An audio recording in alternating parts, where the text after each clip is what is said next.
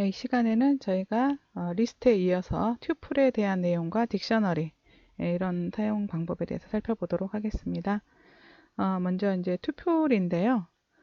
튜플 같은 경우는 이제 리스트가 대괄호를 이용해서 생성한다 그러면 튜플은 소괄호를 이용해서 생성을 하는 구조입니다. 이것도 연속적인 자료 구조이고요. 그 다음에 이제 튜플은 리스트와의 차이점을 보면은 튜플은 값을 만든 후에 수정할 수가 없습니다. 읽기만 가능하다라는 거예요. 그래서 읽기 전용 자료를 저장할 때 우리가 많이 사용하는 거고요. 리스트는 언제든지 수정, 삭제, 추가 이런 게 다 가능하잖아요. 그러다 보니까 리스트는 보통 값이 딱 정해지지 않은 경우에 많이 사용을 해요. 그래서 언제든지 내가 필요하면은 값을 추가하기도 하고, 삭제하기도 하고, 이런 게 이제 가능하죠. 근데 튜플 같은 경우는 명확한 어떤 값이 정해졌을 때 이제 많이 쓰는 구조예요. 그래서 값을 정해놓고 그 정해진 값에 대해서 읽어서 처리를 하고자 할 때 많이 쓰는 구조라고 생각하시면 됩니다. 자, 예를 들어서 TT1, TT2가 있는데요. 첫 번째 튜플 생성하는 방법은 이렇게 소괄호를 쓰시는 거예요. 소괄호 안에다가 값들을 컴마로 구분해서 넣어주시고 출력해 보시면 튜플 값이 나오고요. 이런 소괄호는 생략이 가능합니다. 그냥 10, 20, 30 이런 식으로 주셔도 돼요. 그리고 TT2 하면 이렇게 소괄호 안에 튜플이다 라고 나올 겁니다. 튜플에서 이제 소괄호 생략은 가능한데 가끔 가다 보면은 이제 항목이 하나인 경우도 있거든요. 하나인 튜플은 변수 선언하고 약간 차이가 좀 있어야 되겠잖아요. 그래서 뒤에다 쉼표를 붙여주셔야 돼요. 예를 들어서 TT3하고 4를 선언하는데 하나는 괄호 열고 10, 그냥 괄호 없이 10이라고 선언하고 출력하잖아요. 이거는 그냥 TT3이라는 변수에다가 10을 집어넣은 거하고 똑같은 거예요. 이것도 마찬가지로 TT4에다가 10을 넣은 거예요. 그냥 이건 일반 변수로 취급해서 TT3과 4는 그냥 그 값이 이렇게 출력이 되는 거고요. 만약에 튜플이다, 다시 말하면 연속적인 자료를 집어넣을 수 있는 공간이다 라는 의미를 갖게 하려면 괄호 안에다가 컴마를 이렇게 넣으셔고요. 10 다음에 단일 항목일지라도 컴마를 넣으셔야 돼요. 그 다음에 TT6에다가도 10하고 여기다 컴마를 반드시 뒤에 붙여주셔야 돼요. 그리고 나서 둘 다 출력을 해보면 이렇게 괄호 안에 컴마와 함께 나오는 걸 아실 수가 있는데 이게 바로 튜플이라는 의미예요. 자, 튜플에서 append 함수를 쓰시면 오류가 납니다. TT1에다가 40을 append 해라. 안 되죠. 그리고 그 안에 있었던 0번째 값을 40으로 고쳐라, 지워라, 삭제를 해라 이런 거죠. 이런 것들은 튜플 자체에 대해서 작업을 하시는 어떤 항목에 대해서 이렇게 추가로 이제 수정하시는 것들 이런 거는 오류가 납니다. 대신에 이제 튜플 자체를 삭제하는 거는 가능해요. TT1, TT2 하면 이 튜플들을 지우는 겁니다. 메모리상에서 없애는 건데 그 튜플 안에 들어있는 하나하나 요소에 대한 삭제나 이런 것들은 불가능하다라고 생각하시면 됩니다. 이제 튜플을 만들고 접근하는 방법에 대해서 같이 한번 보도록 하겠습니다. 항목에 접근을 할 때 튜플 1 같은 경우는 10, 20, 30, 40 만들어 놓고 0번째에 있는 항목을 출력해라. 그 다음에 0번째와 1번째와 2번째에 있는 10, 20, 30을 더해서 출력해라 라는 의미가 되는 겁니다. 튜플에 대해서 수정하거나 삭제하거나 각 항목에 대해서 그거는 불가능하지만 여기 있는 내용에 대해서 이렇게 출력을 한다거나 접근은 가능하다라는 걸 말씀드리는 거고요. 범위를 이용한 접근도 가능합니다. 1번째에서부터 2번째까지죠. 그러면 1번째와 2번째니까 0, 1, 2 했을 때 20하고 30이 되는 거죠. 그 다음에 1번째에서부터 나머지 다, 그러면 1번째부터 시작해서 나머지 다. 그 다음에 여기에서는 0번째부터 시작해서 2번째까지 3 바로 전까지니까요. 그래서 0, 1, 2번째에 있는 내용을 이렇게 출력을 하게 됩니다. 그 다음에 튜플에서도 덧셈, 곱셈 연산을 쓸 수가 있어요. 그래서 TT2에다가 A하고 B라는 문자열을 지금 넣어놨잖아요. 그리고 TT1, TT2 하면은 A하고 B를 여기 이제 TT2는 이제 문자형이었고 TT1 같은 경우는 앞에서 10, 20, 30, 40 숫자였었잖아요. 그래서 요 두 개를 이어서 하나의 튜플로 이렇게 만들어주는 역할을 하고요. 그 다음에 TT2를 3번 반복해라 라는 의미하고 똑같아요. 그래서 여기 있는 값들을 3번 반복해서 하나의 튜플로 출력을 해주는 거죠. 네, 이렇게 이제 접근하면 되겠고요. 2차원 튜플 생성도 지금 보시는 것처럼 얼마든지 여러분 가능하시겠죠? 튜플 생성하고 그 튜플 안에 들어있는 값들을 출력을 하시게 하면 돼요. 이런 식으로. 자, 그 다음에 이제 튜플도 리스트하고 우리가 앞에서 배웠기 때문에 이 둘 사이에 변환이 또 자주 일어나요. 우리 데이터 처리를 하다 보면. 그래서 전환하는 방법에 대한 거를 한번 보겠습니다. 튜플을 리스트로, 리스트를 다시 튜플로 한번 변환을 해보는 거예요. 자, 여기 있는 마이 튜플에다가 10, 20, 30을 넣어놨고요. 그 다음에 마이 리스트에다가 여기 있는 이 튜플을 리스트 함수를 이용해서 리스트로 바꾼 거예요. 자, 그러면 튜플도 10, 20, 30, 마이 리스트도 10, 20, 30이라는 값을 각각 가지고 있겠네요. 그리고 마이 리스트에다가 뭐 했어요? append 40을 추가를 시켰어요. 그 다음에 마이 튜플에다가 저 방금 만든 리스트를 튜플로 바꾸는 함수가 또 이 튜플이라는 함수가 있어요. 그러면 마이 튜플에 마이 리스트 해가지고 여기 40을 추가한 거를 어때요? 덮어 쓴 거예요. 튜플에 다시 말하면 마이 리스트를 그대로 튜플로 만든 거죠. 그리고 마이 튜플을 출력을 해보면 10, 20, 30, 40이 나올 거예요. 아, 원래 튜플은 추가, 수정, 삭제 막 이런 게 불가능했었잖아요.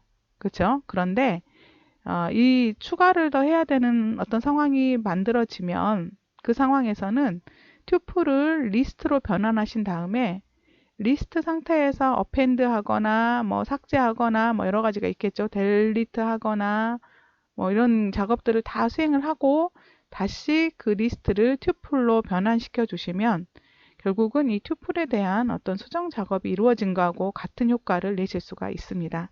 이 형태의 작업도 저희가 쓸만한 기능 중에 하나니까 여러분들이 정리를 좀 해주시면 되겠습니다.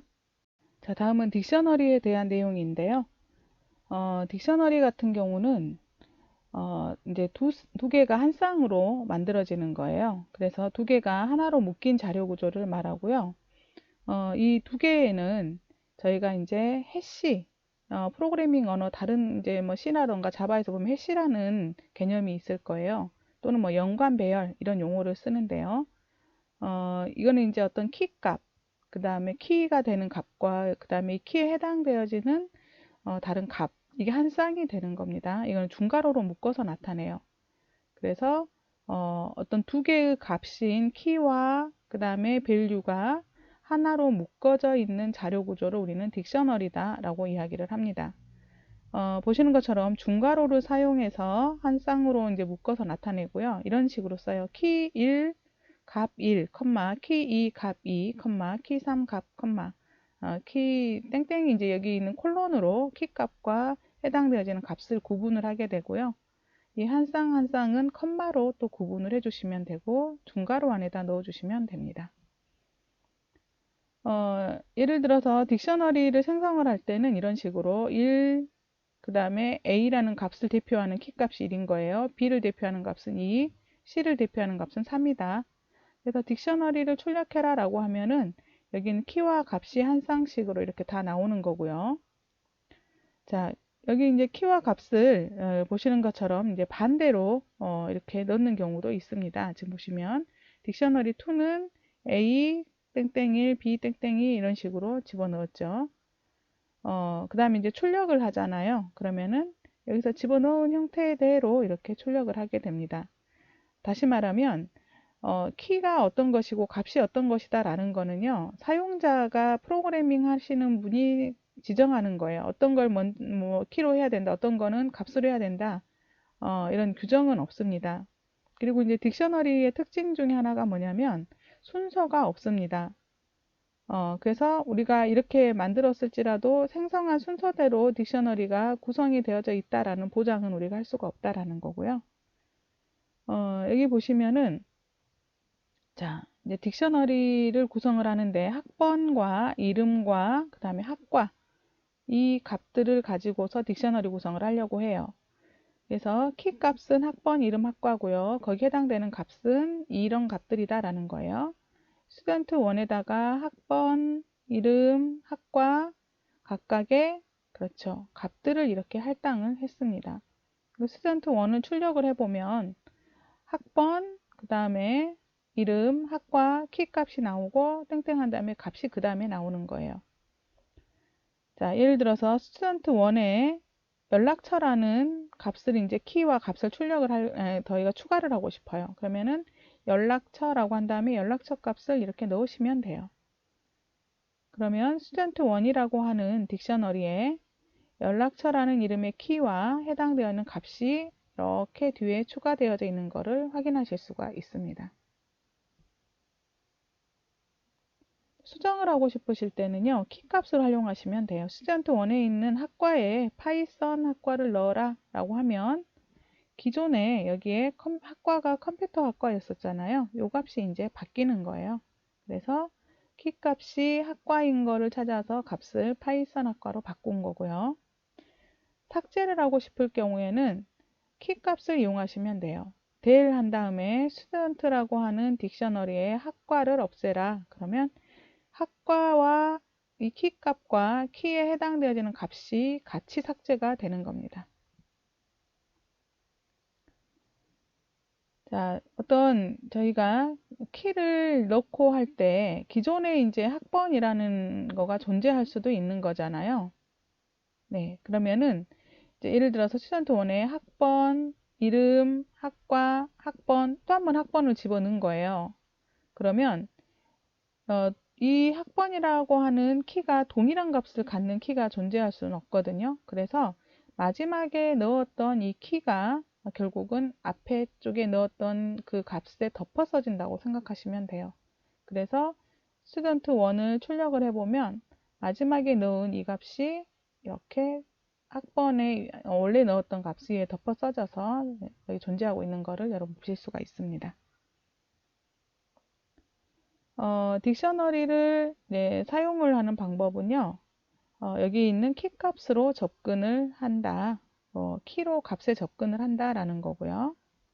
자, 그래서 스튜던트 1에 있는 학번, 이름, 학과 거기 있는 값들 출력한 거고요. 이 딕셔너리에서 get 함수를 이용해서 그 get 다음에다 키 값을 넣어 주시는 거예요. 이렇게 접근하셔도 돼요. 그래서 스튜던트 1에서 get 이름을 가져와라 이 말. 이름에 해당하는 값을 가져오는 거예요. 여기 이제 키 값을 주시는 거고요. 딕셔너리 이름 옆에 이제 대괄호에다가 키를 넣었잖아요. 딕셔너리 명점 get key 이 결과는 같은 결과가 나오더라. 그리고 이제 딕셔너리 명에 이런 키가 없는 키를 호출하는 경우도 있을 수 있잖아요. 원래 거기 없었던 거를. 그러면은 오류가 납니다.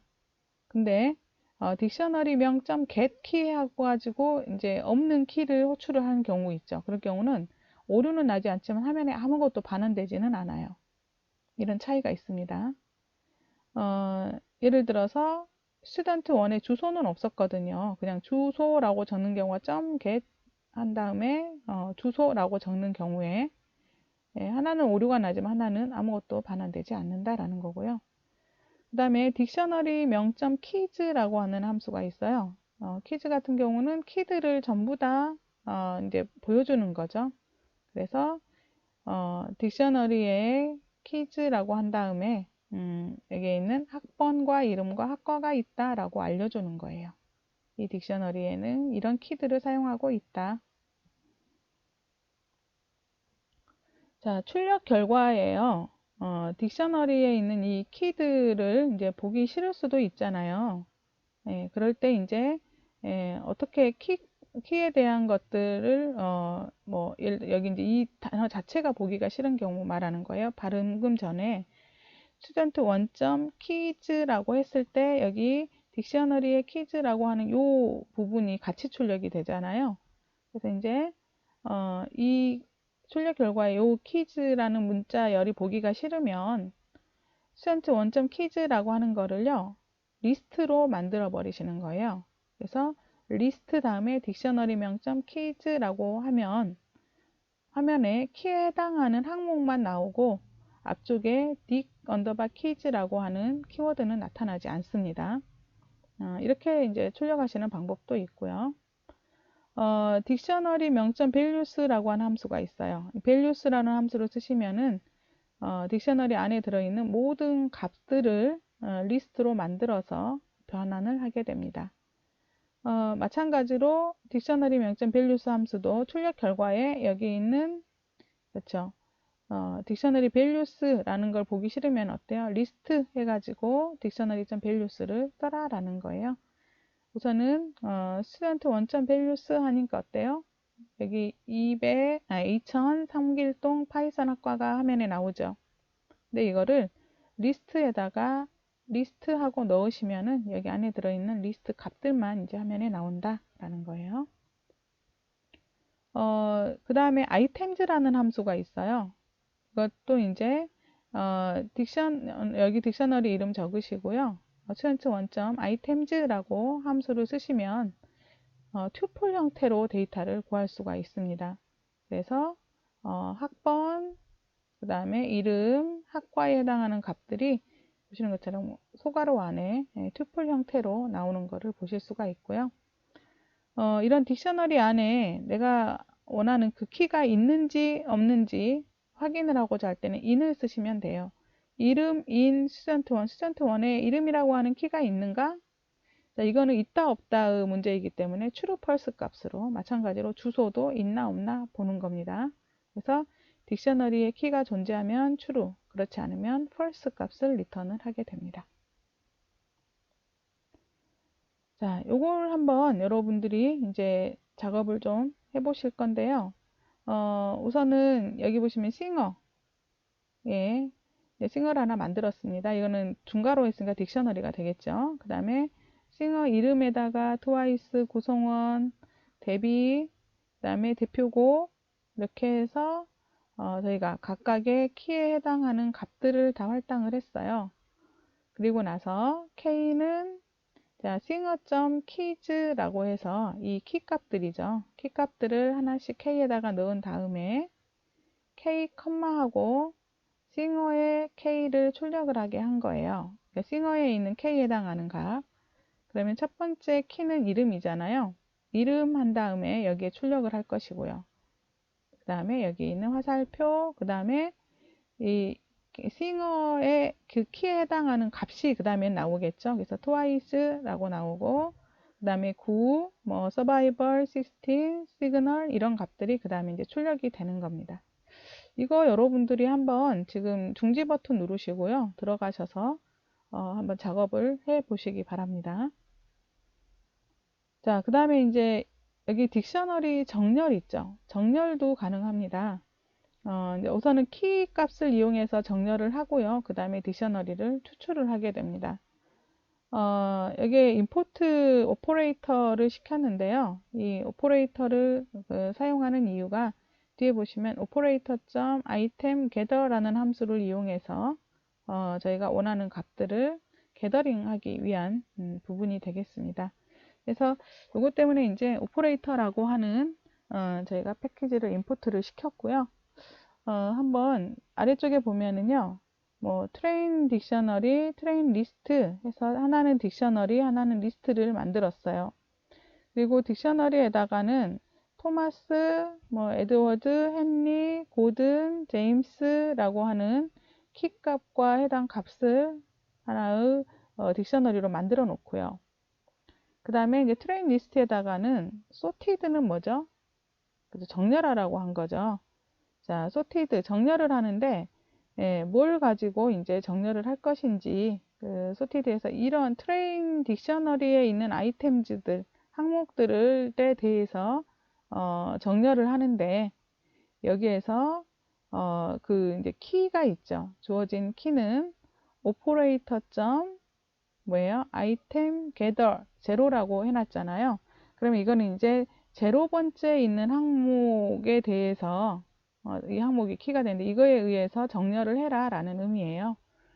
자, 그러면은 트레인 딕셔너리에 있는 항목들에 대해서 정렬을 하는데 정렬 순서가 이 첫 번째, 0번째에 있는 항목을 기준으로 한다고 하니까 여기가 A, B, C, D 순서가 되는 거죠. 그래서 맨 처음에 이렇게 한 다음에 트레인 리스트로 집어넣고요. 리스트 항목에다 넣은 다음에 리스트를 한번 출력을 해봤더니 자, 첫 번째 항목은 T로 시작했었고 두 번째 에드워드잖아요. A, B, C, D, E 하면 E가 제일 먼저 나오네. 에드워드, 그 다음에 고든에 해당하는 거, 헨리에 해당하는 거, 제임스, 토마스에 해당하는 값으로 리스트가 쫙 출력되는 걸 보실 수가 있을 겁니다. 여러분 자료를 이렇게 리스트로 구성을 해가지고 처리하는 경우가 많으니까 이 방법도 좀 알아두시면은 쓸만한 기능 중에 하나입니다. 저희가 이제 그 빅데이터를 하다 보면은요, 웹상에서 우리가 원하는 데이터를 크롤링을 하고, 크롤링된 데이터를 이렇게 키값과 함께 딕셔너리 구성을 해서 쓸 경우도 있고, 리스트로 구성해서 사용하는 경우도 있거든요. 그럴 때 이런 변환들이 가능합니다. 지금 이제 뒤에 보시면은요, 딕셔너리를 활용해서 음식 궁합을 출력하는 프로그램 해가지고 나와 있을 거예요. 예, 이 프로그램은 이제 푸드 딕셔너리를 하나 만들어 놓고요. 그 다음에 여기 메인 코드 부분에서 while 무조건 수행해라 라는 거 추루해 가지고 네, 이런 내용이 있습니다. 요거를 제가 한 화면으로 만들어 드릴 테니까 여러분들이 입력을 하시고 입력한 데이터를 제가 분석해 드리면서 소스 설명을 드려보도록 하겠습니다. 화면 중지 버튼 누르시고요. 우선은 주피터 노트북에 이 데이터 입력을 먼저 해 주십시오. 여기에 이제 입력된 결과값 한번 볼게요. 푸드에다가 떡볶이, 오뎅, 이게 이제 음식 궁합이에요. 떡볶이에는 오뎅이 좋고, 뭐 짜장면에는 단무지가 좋고, 막 이거를 이제 쭉 만들어 놓은 거예요. 푸드를 만들고, 그 다음에, 자, while문입니다. 무조건 수행해라. 자, 마이푸드에 인풋으로 화면 출력을 하고 있네요. 입력을 봤는데, 자, 화면 출력에 이걸 출력하라는 거예요. 이 부분. 그래서 어떤 걸 출력하나 봤더니, 스트링 값으로 바꾸는데요. 리스트 형태를 스트링으로 바꾸네요. 근데 이 리스트는 또 뭘 가지고 오냐면, 이 안쪽에서 보면 되겠죠. 저희가 푸드, 방금 전에 여기 푸드 있었잖아요. 푸드에 키들만 갖고 오는 거예요. 키들만 가지고 와서 푸드 딕셔너리에서 키 값들만 가져다가 리스트를 만들고 그 리스트들을 스트링으로 만들어 가지고 어떻게 해요? 화면에 이것 중 좋아하는 음식은 하고 나오게 만든 거죠. 그럼 여기에서는 뭐예요? 떡볶이, 짜장면, 라면, 피자, 맥주, 치킨, 삼겹살 얘가 키가 되는 거잖아. 앞쪽이 키거든요. 그러면 이 문자열이 쭉 나오고 중 좋아하는 음식은 하고 나올 거라고요. 그래서 리스트 형태이기 때문에 이렇게 대괄호 안에 나오겠죠. 대괄호 여기서부터 여기까지 키들을 가져다가 자 이것 중 좋아하는 음식은 하고 나오는 거예요. 자 그리고서 이제 화면에 보여주고 있고 거기서 우리가 이 중에서 어떤 거 하나를 선택을 하면 마이푸드로 그 값이 들어오는 거예요. 자 저는 여기서 라면이라고 한번 입력을 해봤어요. 이렇게 라면이라고 입력하고 엔터키를 탁 치니까 자, 제가 이거를 실행을 한번 해볼게요. 자, 컨트롤 엔터 존재하고 그러면 좋아하는 음식은 하고 나오죠. 제가 여기에다가 예를 들어서 여러분 어떤 걸 제일 좋아하실지 모르겠는데요. 뭐 치킨 그냥 입력해 볼까요? 여기서는 치킨 하고 엔터키 내려볼게요. 자, 치킨하고 입력했더니 치킨 궁합 음식은 치킨무입니다 라고 나오죠. 자, 보세요. if 내가 방금 치킨이라고 입력을 했는데 그 치킨이 in 푸드에 있는지 보는 거예요. 다시 말하면 여기 키값 중에 치킨이라고 하는 키가 있는지 봐서 존재하면 있으면 있죠 지금은. 그래서 프린트 자 이것의 궁합 음식은 이거입니다. 자 첫 번째 %s에 들어갈 내용은 마이푸드라고 하는 방금 제가 이제 치킨 넣었잖아요. 그럼 치킨의 궁합 음식은 한 다음에 자 잘 보세요.